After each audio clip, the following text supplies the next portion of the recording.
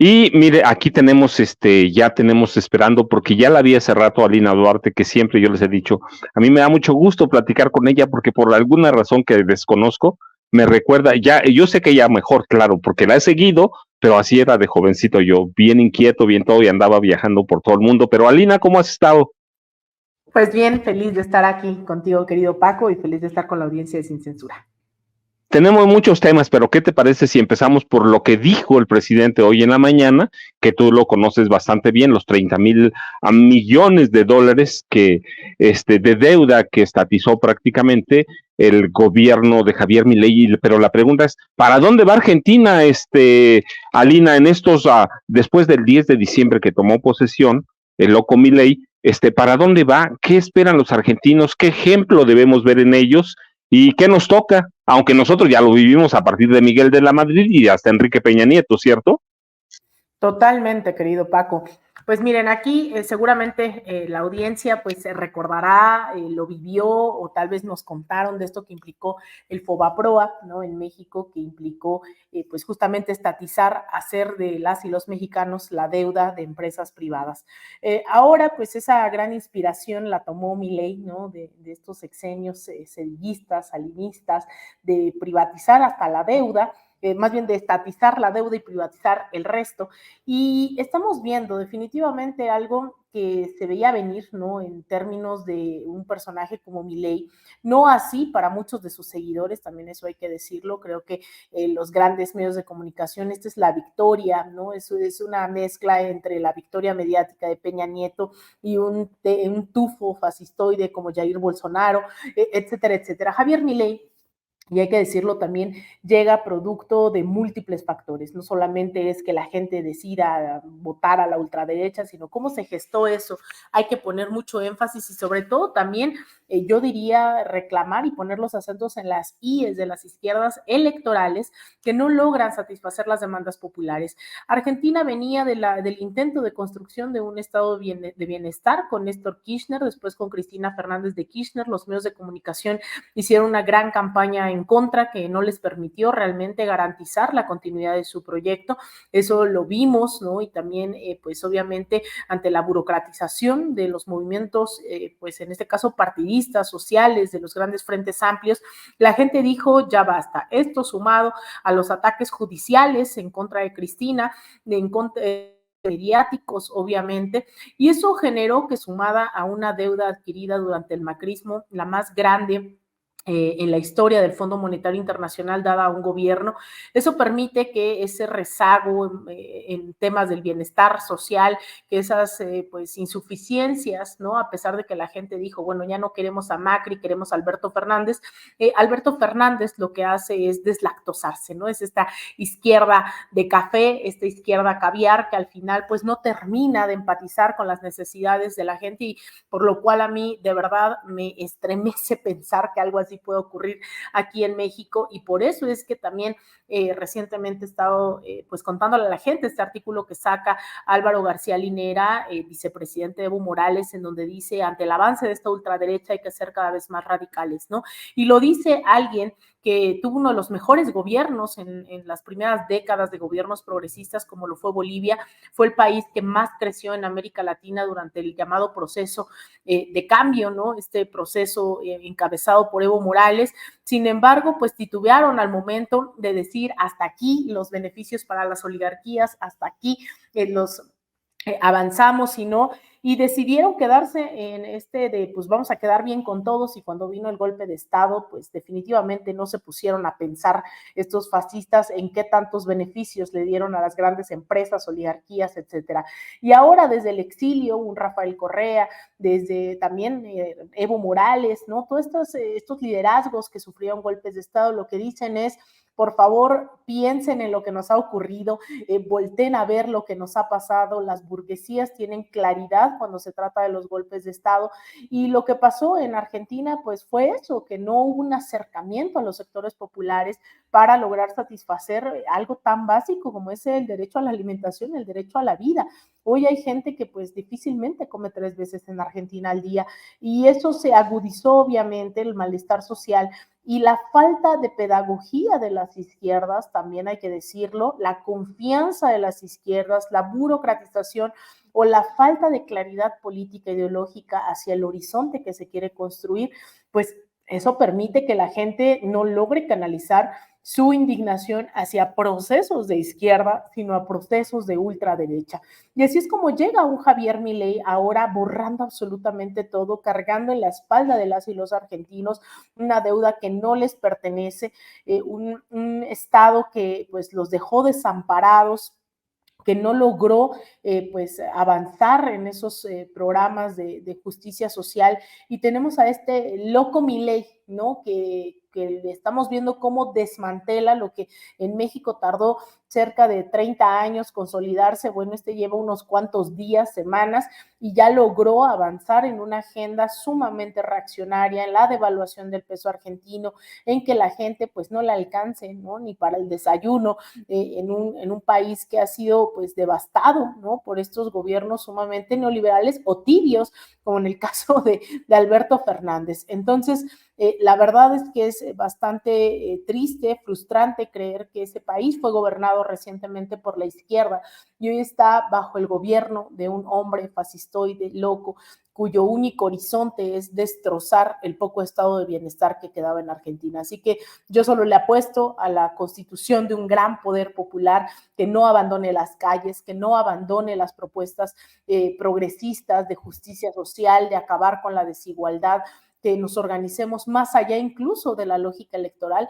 Así que ojalá que Argentina pues nos dé una señal de que sí se puede, de que se puede sacar al fascismo de múltiples formas, y la verdad es que por ahora al menos pues mis condolencias, y espero que esto inspire a que sigamos propiciando la creación de medios independientes, la creación de procesos de formación política, que sigan construyendo con y sin también la vía electoral, ¿no? Que haya un gran frente de izquierdas dispuesto a debatir, a enmendar los errores y a construir un horizonte pues de esperanza. Alina, mira, con lo que me dices, yo te hago dos preguntas que veo. La primera es, y son al mismo tiempo, la primera es, ¿están los argentinos condenados a vivir bajo la sombra del general Juan Domingo Perón?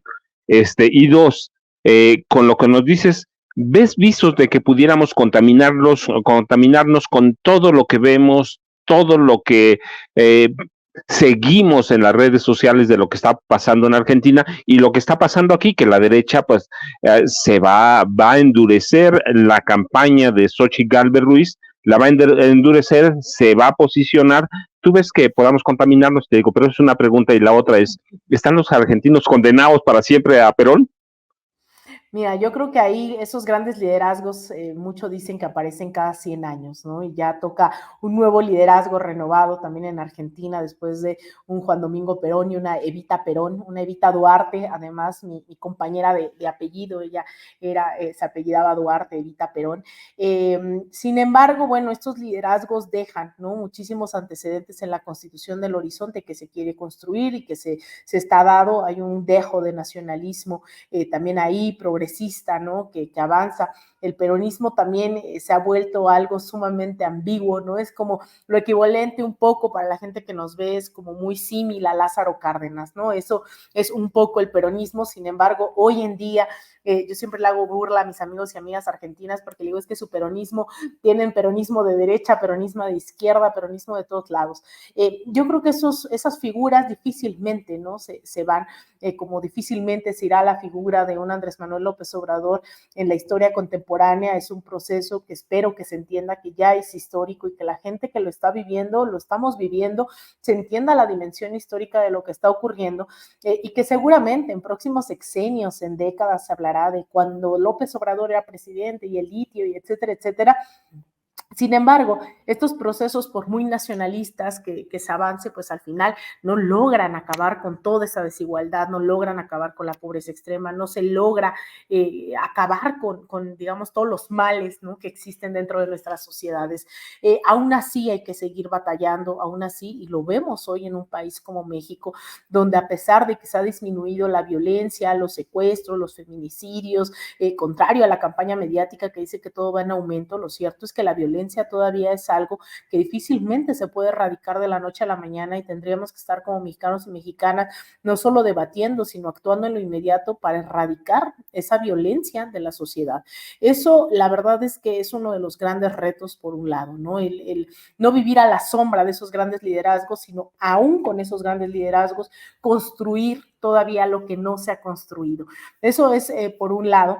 La otra es yo creo que aquí si nos podemos contaminar, mira, las ideologías son sumamente, ¿cómo decirlo? Se te pegan fácilmente, ¿no? Y eso tiene que ver con las herramientas que tenemos a nuestro alcance. La pregunta no es si el fascismo nos puede llegar en breve a México, sino más bien cómo impedimos que el fascismo germine aquí en este país, en donde vemos a personajes sumamente siniestros con esta ideología, como Lili Telles, como Kenia López Rabadán, Teresa Castel, Gabriel Cuadri, Sandra Cuevas. Es decir, esto no es algo que solo estemos viendo en la Patagonia, ¿no? Eso es algo que ya lo tenemos aquí en casa y que hay que aprender a nombrarlo y decir, están aquí, están en nuestra habitación, están en nuestro país. El tema es cómo evitamos que otra gente crea que la salida a la crisis de violencia, la desigualdad, la pobreza son estos personajes, son los Eduardos Verástegui, son estos hombres, mujeres, ¿no? Que tienen una ideología no solamente individualista, sino totalitaria, autoritaria, ¿no? Como lo es Sandra Cuevas, antidemócratas, como lo es, por ejemplo, que esta mujer, se me fue su nombre, esta diputada de la Ciudad de México, América Rangel, ¿no? Que cuando fue el golpe de Estado en Perú, ella decía que los peruanos estaban haciendo su sueño realidad, poniendo a su presidente tras las rejas, ¿no? O sea, como ese tipo de cosas ya existen, ya son una realidad, andan pintando suásticas aquí en la Ciudad de México, lo que era el Multiforo Alicia, un espacio de resistencia cultural en la Ciudad de México. Fueron a golpear a compañeros, ¿no? Por cancelarles conciertos neonazis. Es decir, ellos ya están aquí, ya están, digamos, asentados en ciertos espacios, lamentablemente hasta de representación popular existen. Sin embargo, es cómo disputamos esa ideología desde la izquierda, cómo convencemos a las y los jóvenes que lo que están viviendo no es una voluntad de un hombre en la presidencia, sino la suma de las luchas históricas en este país que permitieron que se abriera una primera gran puerta en este país para avanzar en muchos rubros. Sin embargo, yo insistiría, hay mucho por hacer y uno de ellos es pensar cómo hacemos que la izquierda no solo sea vigente, sea tema de discusión, sino sea una praxis política congruente del día a día dentro de todos los espacios en los cuales nos desenvolvemos. ¿Cómo llevamos la izquierda a las escuelas? ¿Cómo llevamos la izquierda y los planes de justicia social a las fábricas? ¿Cómo avanzamos sin creer que es golpeteo cuando hacemos críticas, ¿no? En lo que hace falta, yo siempre digo, hace falta una reforma tributaria, hace falta unos grandes debates nacionales sobre qué política de seguridad podemos implementar ante la atrocidad de lo que hacen grupos del crimen organizado.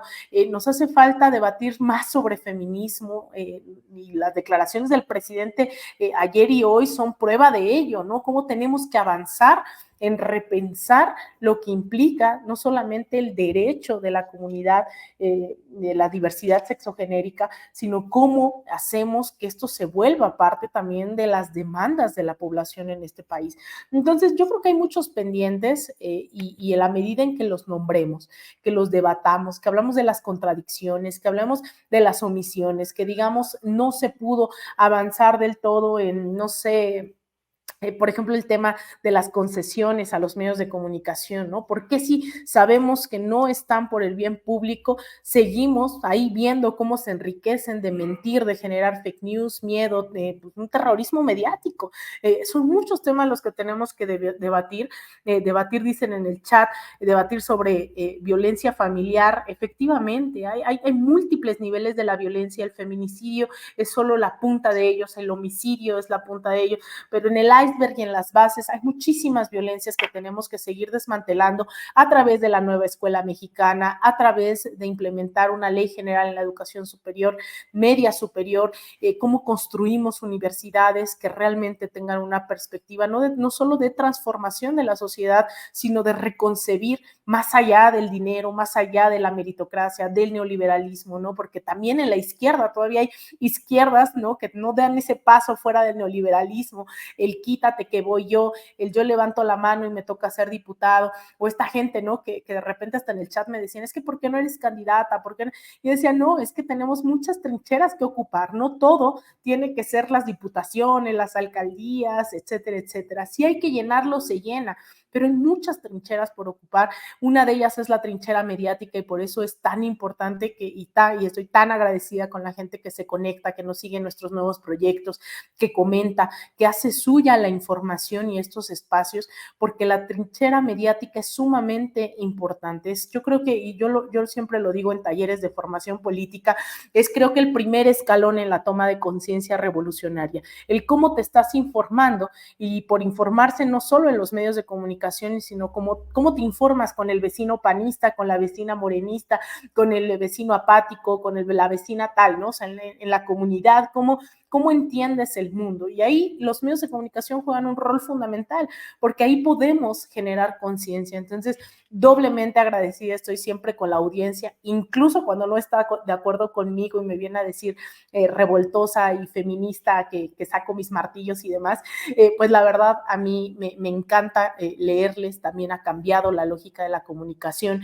que nos siguen en nuestros debates, nos siguen en nuestros proyectos especiales, independientes, así que yo creo que por ahí está, esa creo que es la verdadera ruta hacia luchar contra el fascismo, el hacer propios nuestros procesos y hacerlos cada vez más de izquierda, no esperar a ver qué dice el presidente, que no es menor, pero justo en la toma de decisión en nuestra comunidad, en nuestro estado, en nuestro país, en todo espacio, tiene que ser fundamental. Si vemos la vida pasar, querido Paco, a través de la pantalla, del monitor, por mucho que veamos sin censura, pero no salimos a la calle a protestar, no salimos a protestar a la Suprema Corte, no salimos a protestar al INE, pues créeme que aunque veamos todo el día sin censura, veamos cualquier otro espacio, pues así no se transforma la sociedad. ¿Sí? Así que ojalá que podamos entender que la ultraderecha se combate militando en la verdad, en la justicia social, en los medios independientes, en las universidades, en las escuelas, en las fábricas, en las plazas, en absolutamente todos los espacios. Así que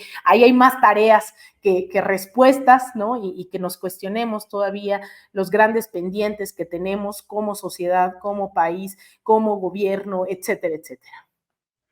Alina, y mira, en ese camino de contaminaciones, de pendientes, de luchas, tenemos otros problemas y uno está aquí arriba de nosotros, entraron prácticamente ya este año a un proceso de sucesión presidencial también con nosotros, como nosotros tenemos un presidente, Joe Biden, que está urgido de frenar la migración de México hacia abajo, o frenarla en México y evitar que entre Estados Unidos, y tenemos un precandidato, Donald Trump, un expresidente, que va a ser todavía más violento en torno a la migración, no solo en torno a México, en torno a la migración, así que tenemos dos fuerzas a las que les surge mantener al migrante como una lucha política. ¿Qué ves tú en los siguientes meses, tomando en cuenta que las elecciones en Estados Unidos, prácticamente el proceso electoral con, con elecciones primarias ya está en marcha? Pues mira, el presidente aquí ha dicho muchas cosas, pues importantes, ¿no? Que no nos sorprenden y sobre todo pensando en que la audiencia que nos está viendo, evidentemente, pues muchos y muchas viven lo que implica este establishment en Estados Unidos todo el tiempo. A veces se viste de azul, a veces de rojo, a veces son demócratas y a veces republicanos.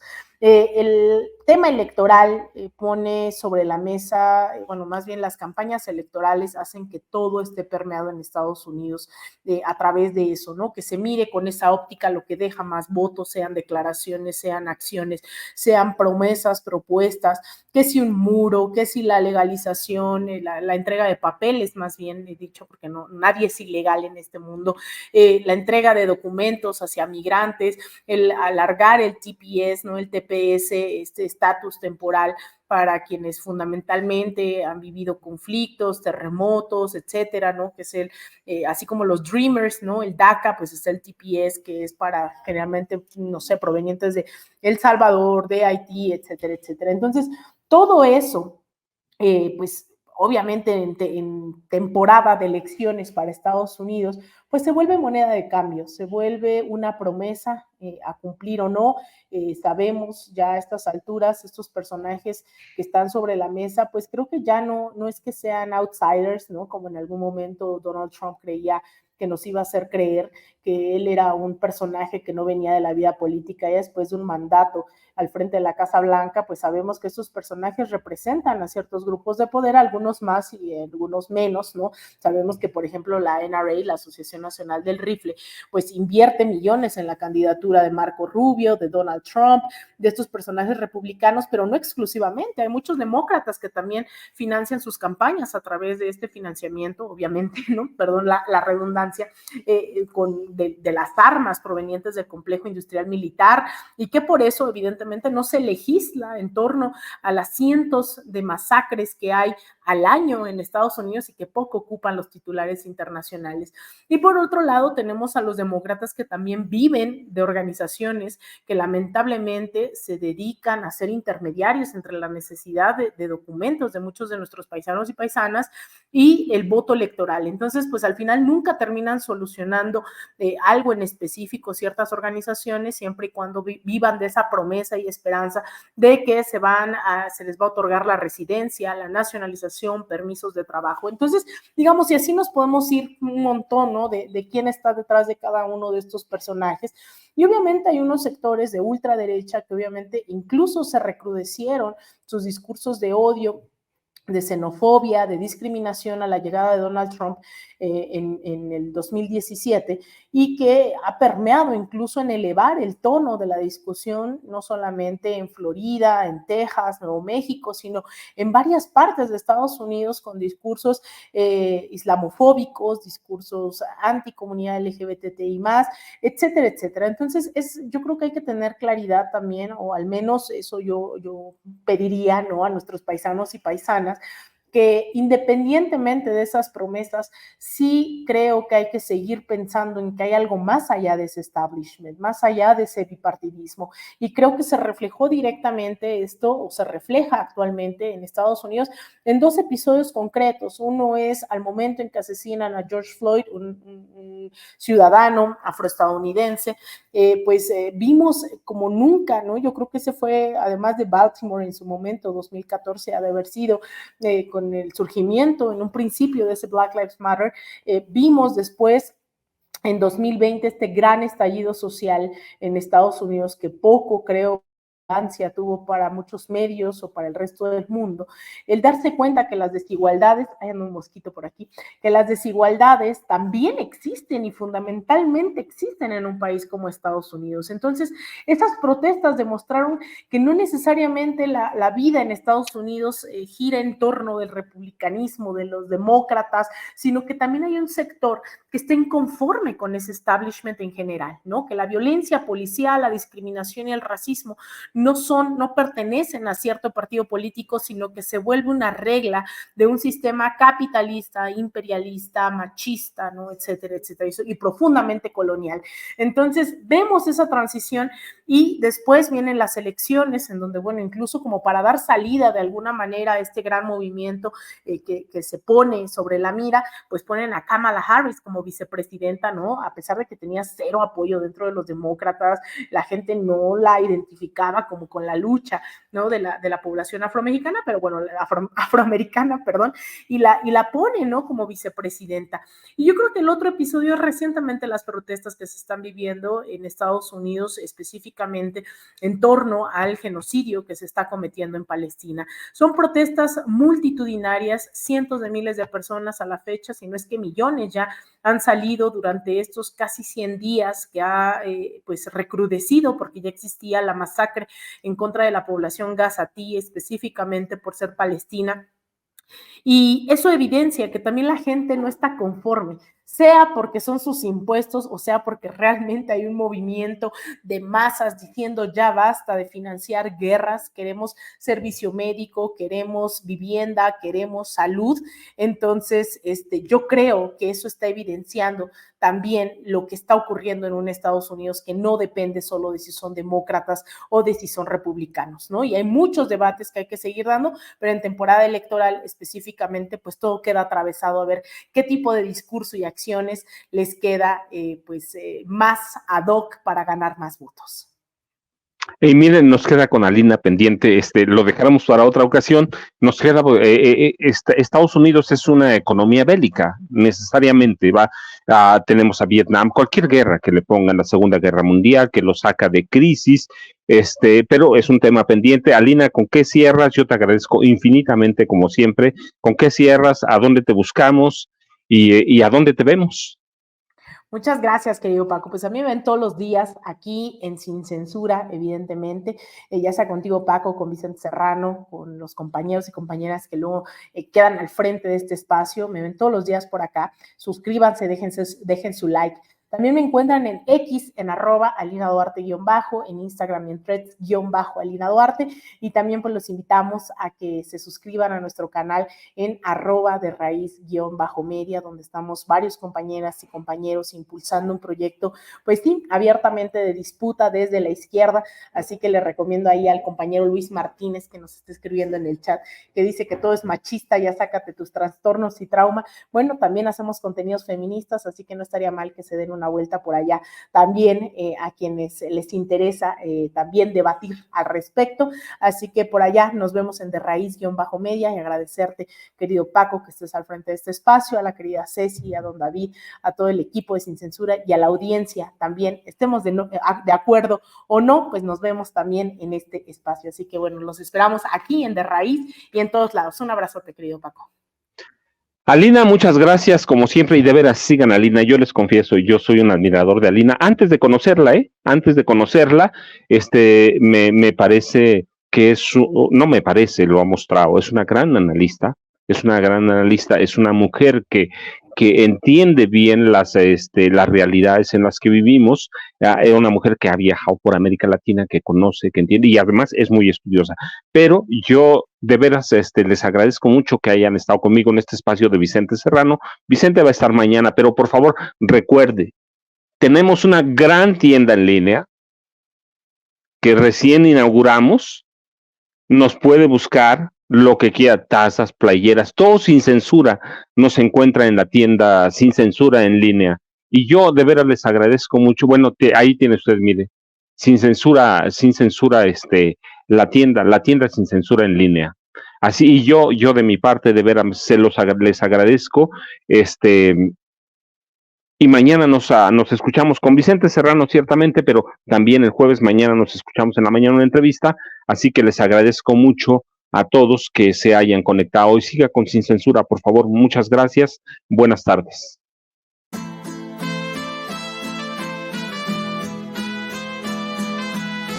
Otra prensa que es luz y claridad en la noche oscura. Hay quien tiene remedio y hay medio sin cura. Hay una prensa que nutre la perfecta dictadura y le declaró una guerra abierta a la cultura. Hay otra prensa dispuesta a enfrentarse a esta locura, sincero, sin pero, sin miedo y sin censura.